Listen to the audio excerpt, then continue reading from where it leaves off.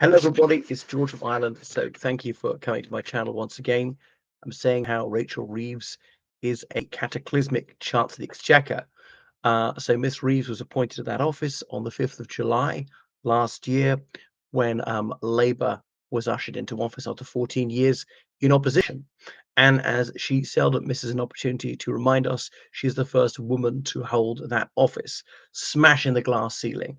But the trouble is, Labour seems to be far more preoccupied with identity politics than competence, promoting someone who knows what she or indeed he is doing and can do a decent job. Now, before people say, oh, no, what about Kwasi Kwarteng, Liz Truss as a fiscal event? Yes, some Conservative chancellors of the Exchequer have been cataclysmic, and Dr. Kwarteng would be a case in point. Unfortunately, the Conservatives changed him very quickly. Well, actually, Liz Truss threw him under bus. Someone had been her friend for 20 years, but she only lasted about another 6 days. Um, so Rachel Reeves, having read philosophy, politics, economics at Oxford, worked in the Bank of England, well, would seem to have an excellent background, just the right CV for the position. Though, tellingly, after she became Chancellor, she changed her CV about what exactly her role was. So she'd been lying for decades. So it's something we're going to have to get used to. But the news just got worse and worse. And they trash talk the economy for months before the budget. If they're going to say, oh, we looked at the book, situation's far worse than we realized, they should have been just before the budget, instead of giving months for the economy to sink, for talking down the United Kingdom's economy. The feel-good factor is gone. People are unwilling to hire, unwilling to spend, unwilling to invest, and so on.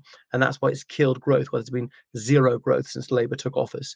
Admittedly, some of that will be a hangover from the Conservative government. We can't say that everything from the 5th of July is completely disconnected from the previous Conservative government. So there's been a lot of bad news lately. The pound has sunk. The cost of borrowing is the highest in 27 years, and so on. So it's a lot worse than Liz Truss's fiscal event. So the yield on 30-year gilts is now 5.25%. So that is horrendous. So, and obviously borrowing is an essential part of the budget. The government has to service the debt, which means there's less money for everything else. It looked like they were going to raise taxes anyway, so they're going to raise them again. Where they're going to cut spending, and obviously Labour's into tax and spend anyway. So dishing out money to their chums in the public sector, trade unions, perhaps billions of pounds for people who were miners 40 years ago. Arts grants, some overseas aid. I'm not sure there'll be more diversity, equity, and inclusion officers, DEI, which obviously discrimination, and what else does the E stand for? Exclusion, I suppose, inequality, bigotry, racism, sexism is what they're promoting, that they can't actually tell you what a woman is, and so forth. So it's all very bad news. Raising taxes and reducing growth, and indeed Conservatives have done so. Margaret Thatcher's government in the mid 1980s, they raised taxes. Just because the Conservatives are bad, and they sometimes are, it doesn't mean that Labour should be let off the hook. So there are all sorts of problems, and they're largely of her making. So raising tax on school fees for independent schools. And that's caused at least three schools to go bust already. That's just the beginning. There are not that many independent schools. There are a few hundred in the United Kingdom, educating about 7% of British children.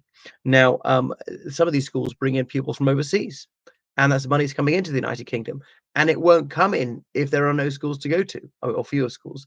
The school someone from Hong Kong or Brazil or wherever was going to attend is no longer there, so the money's not coming in. So it's very, very foolish. Raising the national insurance, and obviously the employer pays some, the employee and the government. Well, employers are saying it's actually too expensive to hire people, and so there are certain sectors of the economy which are heavily reliant on low-cost labor. The hospitality sector, like hotels, restaurants, and so on. The care sectors, and looking after people in nursing homes, sanitary services, agricultural laborers. These are often low-skilled jobs. You don't need to be literate, really. Don't even speak English to do some of these jobs. Honestly, I've known people who can't speak any English who do these jobs. I'm not to say they're lacking in intelligence. They could be highly intelligent, but they just can't speak English, at least not at the beginning. So anyway, it's that their profit margins are very narrow and they're gone. So and often they can't charge people more, can't get away with it, can't cut corners, cut costs, because that would mean unsafe food, would be unsafe for the elderly people in the care home and so forth. So it's reducing the number of people in employment, and of course you have over 6 million adults of working age in the United Kingdom who are not economically active, not because they're housewives or household husbands, not students. Are they actively seeking work? Usually not, because they're so-called ill, on the sick. Now, this started under Margaret Thatcher to hide the scale of unemployment. People were allowed to get on the sick. It was 15%, 15% in the mid 1980s. And there was only about 2% in the middle years of Tony Blair. I can't sure what it is now, but officially fairly low, like 5%. In reality, much higher. But that's often because people refuse to work and they go on universal credit. They claim to have mental health, to have anxiety. Now, I know mental health exists. Depression is real, but is it too easily diagnosed? Obviously, I'm not a psychiatrist. I can't diagnose it. But why is this incidence far, far higher than in any previous generation, when in many ways our lives are easier, even for the poorest people? We all get 3 meals a day, but they're reliant on food banks. They still get 3 meals a day. Compare that to the 19th century, people dying of starvation in the United Kingdom. Um, we have the National Health Service. We have all these services to house homeless people. They might be out on the streets for a while, be given tents and sleeping bags and all the rest of it, but eventually they are given their own house for free. And I know a homeless person who went from that situation to having his own flat for free for life in about 2 years. Someone who's completely able-bodied. So, in a way, there's less real reason to be anxious than ever before. So some of them maybe are convinced, but some of them, I suppose, are skivers, and they're people conniving in the public sector, partly to blackguard the rapscallion Tories as they see it. But now Labour's in office. How are they going to end it? So Labour's just making it much, much worse, and partly by Rachel Reeves. So will she be got rid of? It's hard to see anything that she succeeded on. This what is it, 50 million billion black hole keeps growing.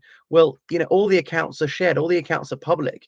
Jeremy Hunt, now Shadow Chancellor Exchequer, has laid out chapter and verse that Labour knew exactly what the situation was. There were no surprises for them, and they pretended war. And actually, some journalists, even before the election, said, and this is Labour's game plan, presumably it leaked out of the Labour Party, they're going to lie through their teeth, claiming that there is way more spending commitments, there's money coming in, and they're going to have to do this.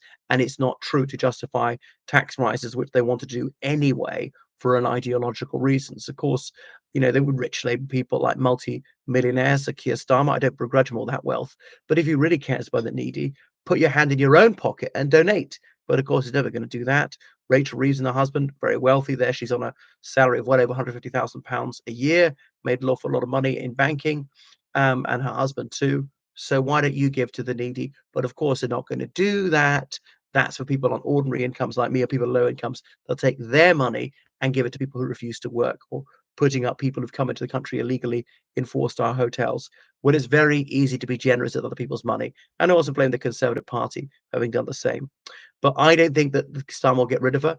She's too big a beast. It will be a massive admission of failure. So I think she'll stay all the way through 2025. 2025, 2026, I'm not sure. Towards the next election, might be dumped just for the next election. Depends. Does the situation deteriorate dramatically? Does it flatline, or what? It's very hard to see it picking up. Now, admittedly, this is contagion from other countries like Germany, where the economic growth is slow. The United States is actually very healthy. Apart from inflation, it was very healthy in terms of growth, the stock market, unemployment. In Biden's administration, he's still president for a few more days. Thanks for watching the channel. Make sure you subscribe on Patreon, donate to PayPal, georgecallahan79@gmail.com. Goodbye.